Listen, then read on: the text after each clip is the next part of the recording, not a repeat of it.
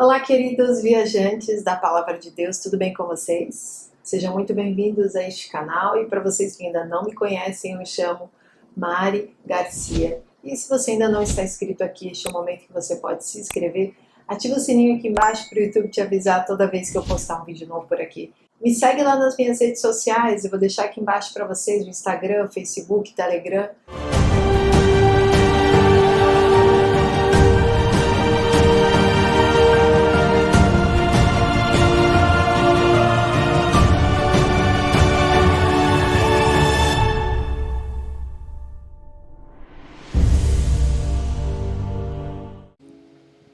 Irmãos, não queremos que vocês sejam ignorantes quanto aos que dormem, para que não se entristeçam, como os outros que não têm esperança.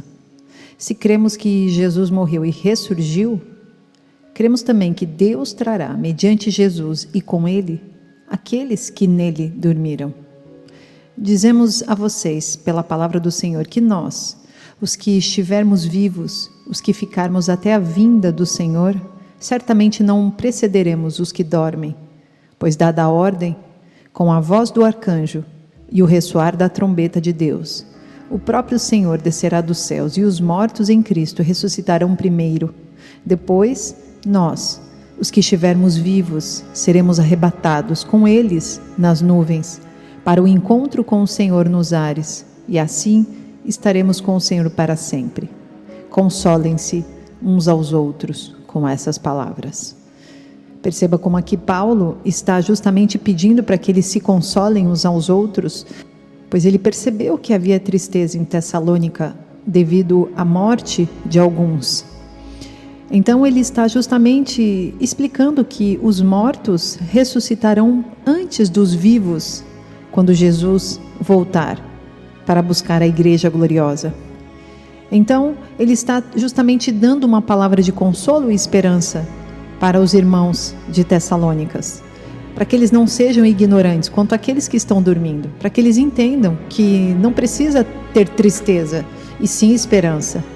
Porque se Jesus morre e ressurge, nós também, em Deus, morreremos e depois ressurgiremos, ressuscitaremos. Ele foi a primícia, Jesus, e nós viremos depois como igreja gloriosa. E com o ressoar da trombeta, o Senhor virá nos céus de maneira visível. E assim, os mortos que morreram em Cristo, ou antes de Cristo, aqueles que morreram em Deus, com Deus, esses ressuscitarão primeiro e serão arrebatados nas nuvens. E aqueles que estiverem vivos irão junto logo após os mortos, para estarmos todos juntos com Cristo Jesus para todo sempre. Então, uma das coisas que acontecem imediatamente antes da volta de Cristo é o soar da trombeta. E com a volta de Cristo, estes mortos ressuscitam e depois nós vivos nos encontramos. Neste momento saberemos que é Jesus quem está aqui, quando todos nós crentes estivermos vendo pessoas ressuscitando, com corpos imortais glorificados. Então sabemos que se houver qualquer falso Messias na terra e não houver uma ressurreição, ele não é o nosso Messias. E então sabemos que haverá o soar de uma última trombeta. Esta trombeta é descrita lá em 1 Coríntios, no capítulo 15, a partir do versículo 51, assim: Eis que eu digo um mistério, nem todos dormiremos, mas todos seremos transformados, num momento, num abrir e fechar de olhos, ao som da última trombeta. Pois a trombeta soará, os mortos ressuscitarão incorruptíveis, e nós seremos transformados. O Evangelho de Mateus, no capítulo 24, a partir do 29, também fala sobre esta trombeta, neste tempo da grande tribulação, aonde logo em seguida Jesus virá nas nuvens. E diz assim: imediatamente após a tribulação daqueles dias, o sol escurecerá e a lua não dará a sua luz. As estrelas cairão do céu e os poderes celestes serão abalados. Então aparecerá no céu o sinal do Filho do Homem. E todas as nações da terra se lamentarão e verão o Filho do Homem vindo nas nuvens do céu, com poder e grande glória. E ele enviará os seus anjos com um grande som de trombeta, e estes reunirão os seus eleitos dos 4 ventos, de uma a outra extremidade dos céus. Então aqui nós vemos que é a mesma trombeta citada tanto por Paulo quanto aqui pelo próprio Jesus, no Evangelho de Mateus, onde já está falando que ele próprio, o Filho do Homem, Jesus, enviará os seus anjos com o som das trombetas, para que eles possam reunir os seus eleitos, ou seja, os santos, os escolhidos por Deus na versão em hebraico. Então todos os eleitos, todos os santos serão reunidos dos 4 cantos do mundo após o soar desta trombeta, com a vinda do Filho do Homem. E nos reuniremos com Ele nos céus para conhecê-lo. E depois disso, sim, Ele virá e trará o seu reino à terra. Então, o nosso verdadeiro Messias retorna ao soar da última trombeta, quando todo o seu povo foi ressuscitado e tem corpos imortais. E os vivos, semelhantemente, também recebem esses corpos imortais para se encontrar com Jesus nos ares e depois reinar com Ele durante o milênio. Semelhantemente, o Apocalipse 11 fala novamente sobre uma trombeta, e alguns discordam ser a mesma trombeta, mas o que você acha? Existe uma semelhança bem grande com os acontecimentos ditos em 1 Coríntios e em Tessalonicenses por Paulo, e também pelo próprio Jesus em Mateus 24, que diz assim, Apocalipse 11, versículo 15, o 7º anjo tocou a sua trombeta, e houve fortes vozes nos céus que diziam, o reino do mundo se tornou de nosso Senhor e do seu Cristo, e Ele reinará para todo sempre.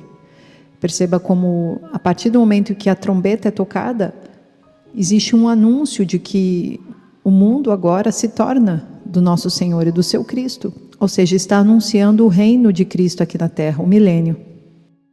Então, para mim, fica bem claro que está falando realmente das mesmas passagens descritas pelo apóstolo Paulo e por Jesus. E em seguida, lá em Apocalipse 11, versículo 18, diz assim, as nações se iraram, e chegou a tua ira, chegou o tempo de julgares os mortos, e de recompensares os teus servos e profetas, os teus santos e os que temem o teu nome, tanto pequenos como grandes, e de destruir os que destroem a terra. Perceba como aqui está falando de chegou a tua ira. Muitos aqui entendem como a ira que chegou aqui em Apocalipse 11, descrita como as taças da ira de Deus. Na verdade, não é. Aqui, ao meu entendimento, está falando sobre a parte do julgamento, que virá em seguida. Então, de julgar os mortos e trazer galardão aos servos e profetas e os santos que temem o nome do Senhor, tanto pequenos quanto grandes, ou seja, tanto galardões pequenos quanto grandes, e de destruir a terra toda. É tempo de o fogo cair na terra, pois nós sabemos que houve uma destruição que foi no tempo de Noé e foi pela água, mas também sabemos que quando Jesus vier, Ele destruirá tudo que restar na terra, só que dessa vez não será pela água, não será um dilúvio, será o fogo caindo e desnudando toda a relva. Então sabemos que quando a trombeta soar e Jesus buscar-nos nos ares, os mortos e os vivos logo em seguida, nós receberemos um galardão, uma recompensa, e ao mesmo tempo haverá um julgamento antes disso. Outra passagem que também dá características bem semelhantes do mesmo tempo em que todas essas que nós estamos estudando descreve é o profeta Daniel no capítulo 12, quando ele diz, naquela ocasião Miguel, o grande príncipe que protege o seu povo, se levantará. Haverá um tempo de angústia como nunca houve desde o início das nações até então. Mas naquela ocasião o seu povo todo, aquele cujo nome está escrito no livro, será liberto. Multidões que dormem no pó da terra acordarão, uns para a vida eterna e outros para a vergonha, para o desprezo eterno. Aqueles que são sábios reluzirão como o fulgor do céu, e aqueles que conduzem muitos à justiça serão como as estrelas para todo sempre. E no versículo 6 diz assim: um deles disse ao homem vestido de linho que estava acima das águas do rio: quanto tempo decorrerá antes que se cumpram essas coisas extraordinárias? O homem vestido de linho que estava acima das águas do rio ergueu para o céu a mão direita e a mão esquerda, e eu o ouvi jurar por aquele que vive para sempre, dizendo: haverá um tempo, tempos e meio tempo. Quando o poder do povo santo for finalmente quebrado, todas essas coisas se cumprirão. Eu ouvi, mas não compreendi. Por isso perguntei: meu Senhor, qual será o resultado disso tudo? E ele respondeu: siga o seu caminho, Daniel, pois as palavras estão seladas e lacradas até o tempo do fim. Muitos serão purificados, alvejados e refinados, mas os ímpios continuarão ímpios. Nenhum dos ímpios levará isto em consideração, mas os sábios, sim. Depois de abolido o sacrifício diário e colocado o sacrilégio terrível, haverá 1290 dias. Feliz aquele que esperar e alcançar o fim dos 1335 dias. Quanto a você, siga o seu caminho até o fim. Você descansará. E então, no final dos dias, você se levantará para receber a herança que lhe cabe. Perceba como aqui o profeta Daniel, no último capítulo do seu livro, está justamente descrevendo o dia em que Jesus virá nos ares e todos os eventos que acontecerão consequentemente e que são descritos por Paulo e por Jesus, mas que aqui, de maneira mais poética e incluindo outras características, Daniel descreve o mesmo tempo. Perceba como ele coloca aqui: as pessoas que dormem no pó, ou seja, as pessoas que morreram, vão acordar, uns para a vida eterna, outros para a vergonha, para o desprezo, ou seja, outros vão para o lago do fogo. E quando ele pergunta quando aconteceriam essas coisas, este homem de linho que estava acima das águas do rio declara que haverá um tempo, tempos e meio tempo. Aqui está justamente falando de 3 anos e meio, quando o poder de toda a igreja, de todos os escolhidos, for finalmente quebrado. Essas coisas todas acontecerão, ou seja, logo após a grande tribulação que acontecerá na segunda metade da semana de Daniel, a última semana de Daniel, como já foi dito aqui em outros vídeos. E então, logo após isso, virão os eventos da volta de Cristo. Então ele dá o prazo de 1290 dias e 1335 dias. E aqui nós temos os dias para todos esses eventos que acontecem depois da volta de Cristo até que venha o milênio. Mas isso é um tema para um outro vídeo, pois tem muitos detalhes interessantes para entendermos. Mas é importante agora você saber que existe um tempo aí da volta de Cristo, da ressurreição dos mortos, do nosso encontro com Ele, para que venha o julgamento, o galardão, esta ira de Deus caindo sobre a terra, destruindo tudo, e o reino de Deus começar a ser construído aqui na terra no milênio. E ele diz também: depois de abolido o sacrifício diário e colocado o sacrilégio terrível. Aqui está falando justamente do tempo onde o anticristo estará colocando a marca da besta em todos aqueles que o seguirem.